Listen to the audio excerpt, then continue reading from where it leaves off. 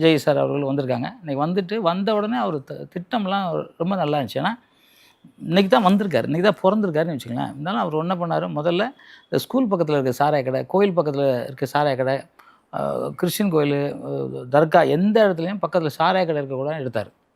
அது வந்து ரொம்ப கைத்தட்ட வேண்டிய விஷயம். ஏன்னா இது நாள் வரைக்கும் எவ்வளோ போராடி எந்த அரசாங்கம் எடுக்காத வந்தவொடனே எடுத்தார். அது ரொம்ப நல்ல விஷயம். அதுக்கப்புறம் வந்து பெண்களுக்கு இப்போ பாதுகாப்பு இல்லைனால அதில் சிங்கப்படை அப்படின்னு அவர் மைண்டில் அப்போவுமே ஆட்சிக்கு வர முன்னாடியே யோசனை பண்ண எல்லாம் வந்த உடனே ஸ்டார்ட் பண்ண முடியாது. ஸோ அது ஒன்று ஆரம்பித்து இன்றைக்கி பெண்களுக்கு பாதுகாப்புக்காக நிறையா பாதுகாப்பு நடக்குது. அதையும் மீறி நீங்கள் சொன்னீங்க நிறையா வந்து இது நடக்குது அப்படின்னு கேட்குறீங்க. ஆனால் அது வந்து இன்றைக்கி நேரத்தில் கிட்டத்தட்ட நீங்கள் சொன்ன மாதிரி 70 ஆண்டு காலம் அது தொடர்ந்து நடந்துக்கிட்டே இருக்குது.